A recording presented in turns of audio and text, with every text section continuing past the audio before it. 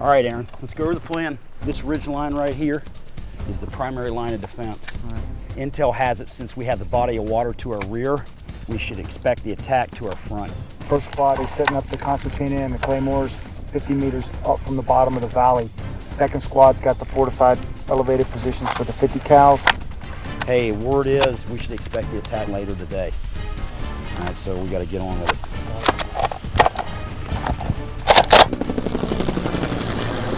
There you go, movement front right, Yeah. right in the valley. Go ahead and blow the claymore. Game on.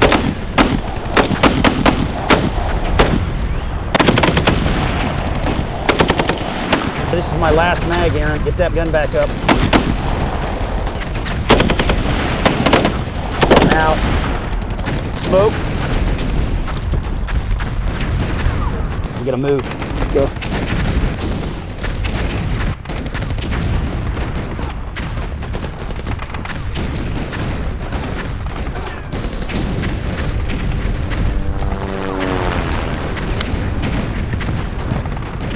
Going hot.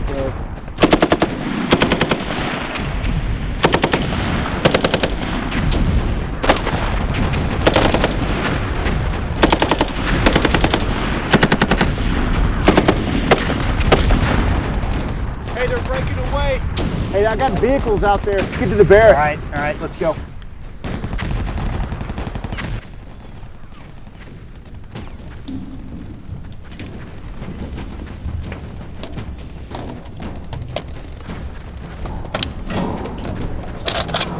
All right, I got two vehicles. Got it. I'm gonna engage one on the right. Blazing to one on right. Engine block. Okay, it is 923 meters. 923 meters. 923, got it. Shoot her up. Shooter ready. Send it. Impact engine compartment. He's still moving. Put one in the cab. Same lays. Got it. Shooter ready. Send it. Vehicle down. It's going in the ditch. Where are the fast movers at, Larry? Good question. Oh, here they come now.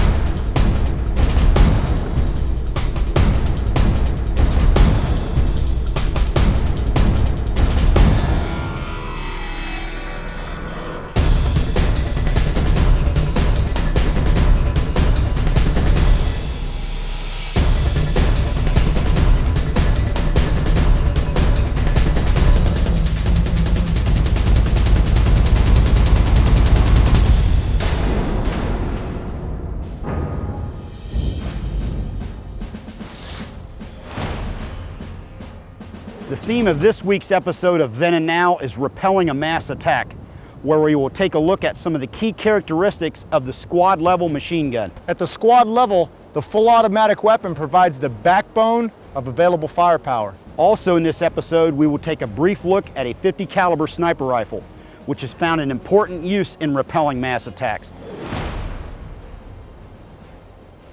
This is the Browning automatic rifle, otherwise known as the BAR, the M1918A2.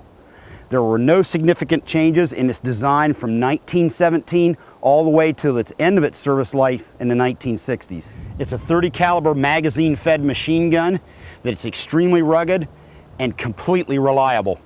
It also had two modes of fully automatic fire, approximately 350 and 550 rounds per minute. Very controllable and extremely accurate. It was a major development in the history of machine guns, as it was designed to be used by one man versus a 2 or 3 man machine gun crew. Also, it could be fired from the standing, kneeling, or prone positions. The BAR played a prominent role in the Korean conflict, where UN forces faced overwhelming numbers of Chinese and North Korean troops, who were armed primarily with bolt-action rifles and some Russian submachine guns. Chinese tactics consisted mainly of mass infantry attacks against the American and Allied positions. Fighting was conducted both at long and short range, and American forces depended on delivering overwhelming firepower to counter these mass attacks.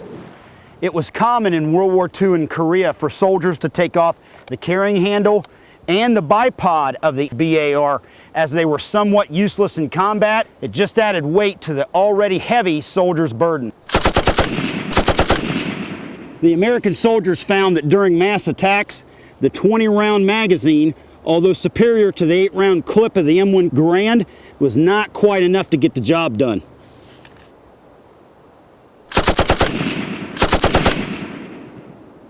Although heavy, the BAR is still man-portable, and the 20-round magazine means you had far superior firepower to the enemy's bolt-action rifles.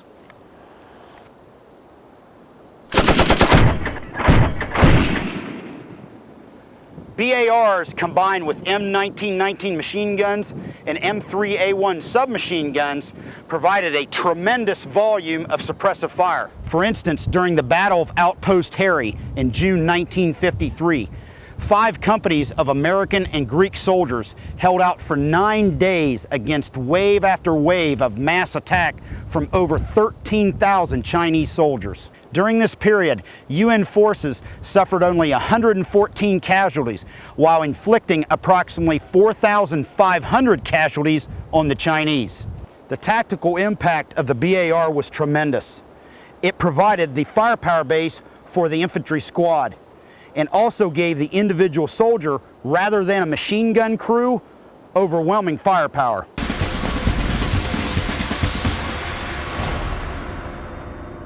For 6 months, the insurgents labored to prepare Fallujah for the expected return of coalition forces. Large numbers of booby traps and IEDs were placed along the roads and sidewalks, while throughout the city, fortified defensive positions had been constructed. U.S. forces had calmed the city before in late April, but the local municipal militia, tasked with maintaining control of the city, had been displaced by several thousand Sunni insurgents and foreign fighters, led by Abu Musab al-Zarqawi. By November 2004, the stage had been set for the Second Battle of Fallujah.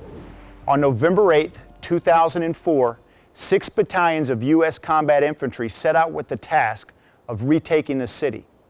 It was a hotbed of hostile activity, with IEDs, vehicle-borne IEDs, trenches, and sniper positions. With large numbers of civilians still in the city, there was a real threat of collateral damage. A primary mission of the U.S. forces was to clear buildings street by street. If I were with those men in Fallujah, the things that I would consider in choosing a weapon would be versatility. I want something I can use inside a building as well as engage a target out in the street. Something that allows me to carry a lot of ammunition, because I don't know when the fight's going to be over.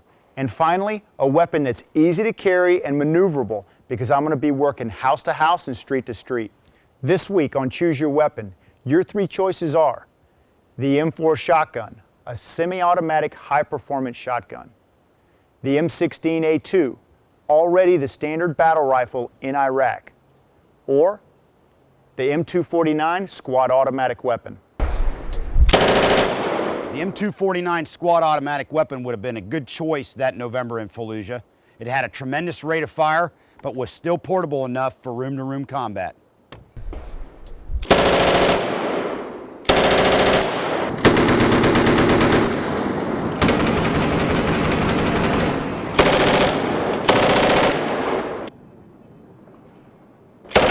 The M249 SAW would have been a pretty good choice in Fallujah, but its size and weight, as well as the fact that it only fires fully automatic, wouldn't have made it my choice in house-to-house combat. The M4 shotgun would have been lethal at close range and would have served a dual purpose as a door-breaching shotgun. This would have been a good choice in the house-to-house fighting in Fallujah.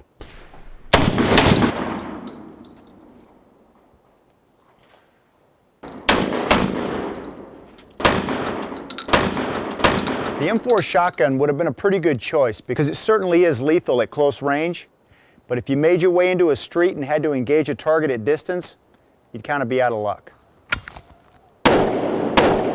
M16A2 would have been a great choice for a setting like Fallujah. It's highly portable. It's also select fire, which means it has the ability to provide semi and full automatic fire. Plus, it's by far the most versatile of the weapons that we've looked at today. That's why this would be my choice in Fallujah.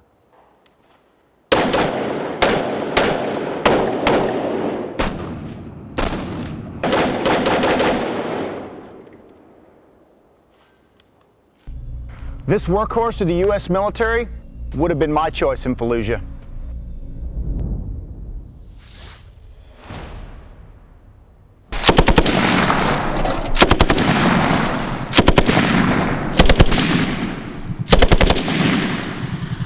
Mag-58 machine gun, later to become the M240 machine gun. Chambered in 7.62, its gas operating system is a variation of the one found in the BAR, which we talked about earlier. It's an open bolt, belt-fed, fully automatic machine gun, which allows for a high rate of continuous fire. It's extremely reliable and rugged to the maximum, yet for a machine gun it's comparatively lightweight, which makes it very maneuverable. It can provide a high volume of suppressive fire all the way out to 1,200 yards. It has a 30-year history with the U.S. military of providing excellent service, and its younger brother, the M240, is the standard service machine gun in Iraq today. Its rate of fire makes the Mag-58 absolutely essential in repelling mass attacks.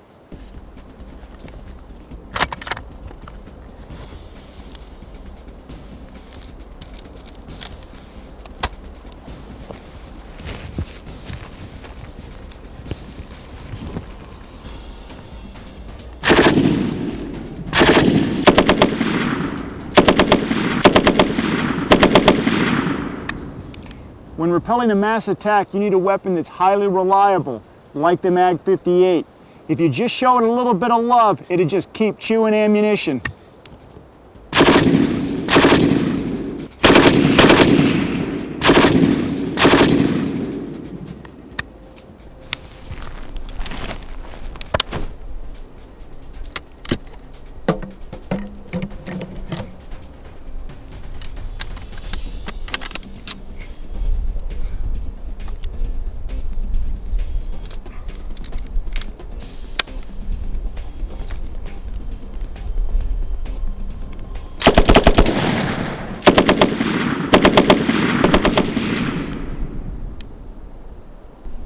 It doesn't take very long for a fully automatic weapon to start heating up, so it makes it extremely important to be able to change barrels out to keep the gun running.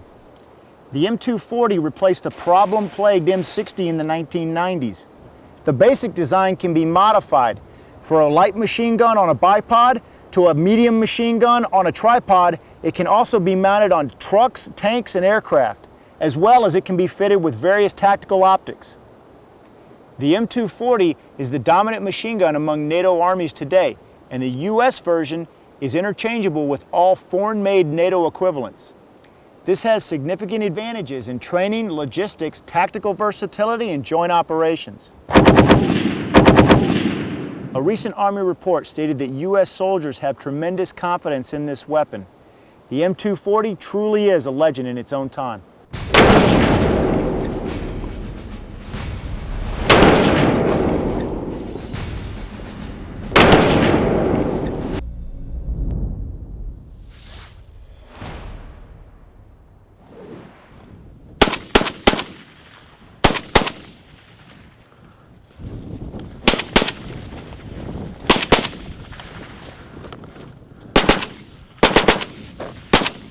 This is the Sturm Gewehr, storm rifle. Placed into initial production late in the war, it was initially fielded in 1942. It replaced the German K98K as the standard service rifle of the Wehrmacht. It was chambered in 7.92 Kurz, a shortened cartridge in comparison to the K98K. It allowed for using less raw materials, a more compact design, and also was more effective out to medium engagement ranges. It features a 30-round magazine, although troops generally only loaded it to a maximum of 25 rounds. It's a select fire rifle capable of both semi-automatic and fully automatic, and it also has a menacing, sleek, futuristic design. The Sturm Gewehr had tremendous tactical impact. It provided superior firepower at greater ranges than any other rifle available at that time. It was effective in the full range between 50 and 200 yards. Therefore, it could handle the job of either the submachine gun or the bolt-action rifle. With the Sturm Gewehr, engaging multiple targets at 100 or up to 200 yards becomes dramatically more commonplace and effective, thereby forever changing the dynamics of the battlefield.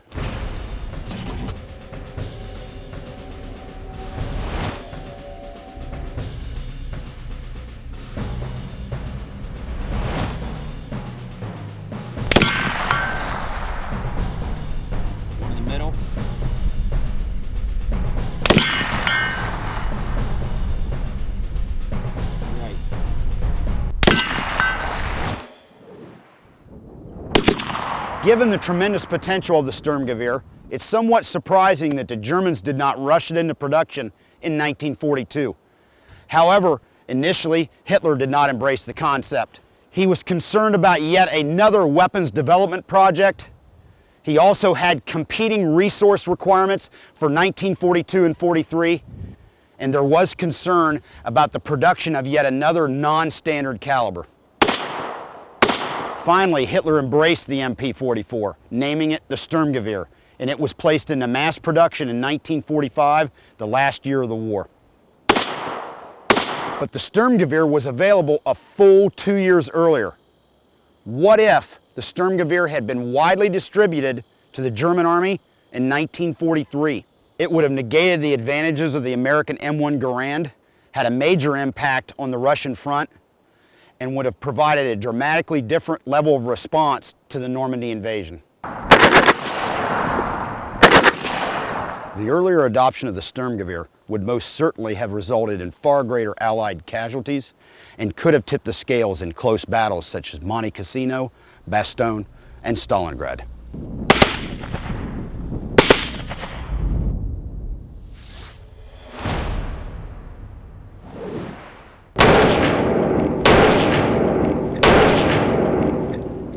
This is a Barrett M82A1M rifle, a heavy special application scoped rifle, or SASR.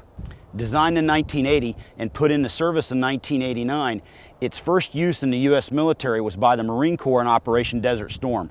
It is now used across the U.S. military, including in Special Forces units. Chambered in .50 caliber, the same round as the Browning machine gun, it features a 10-round detachable box magazine.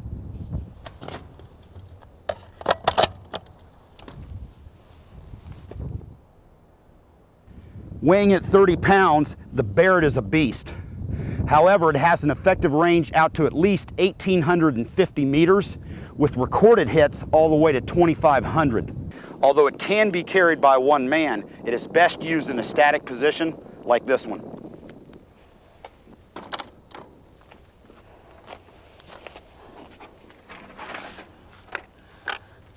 Now let's see how this big boy shoots.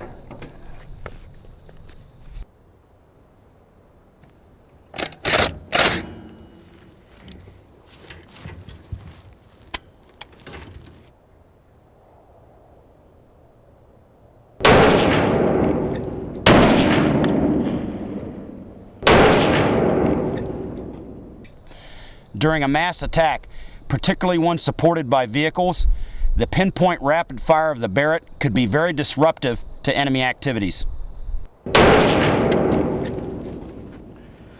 Although there are other .50 caliber bolt action sniper rifles in use around the world, the Barrett is the only successful semi-automatic one.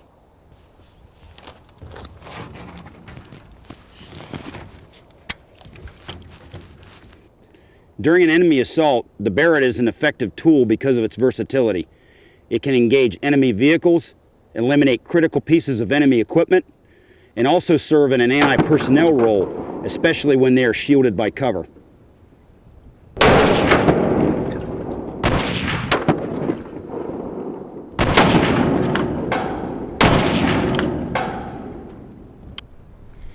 When you shoot a Barrett, you know it. With a 661 grain bullet at 2,800 feet per second muzzle velocity, it delivers a lot of power on target. However, recoil still remains quite manageable.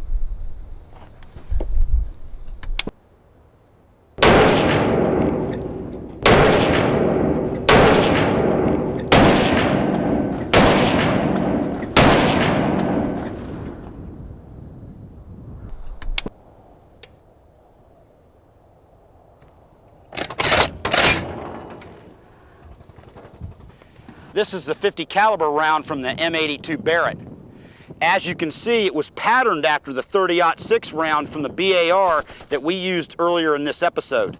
The 30-06 is a bad day, but the .50 caliber is a nightmare. In the summer of 2005, the M82 was officially adopted as the M107 by the U.S. Army. In recent years, particularly in the Middle East, the Barrett has been used as an anti-materiel rifle and for explosive ordnance disposal. Historically, the Barrett has been a favorite of U.S. Special Operations because, simply put, this weapon can do what no other weapon can do.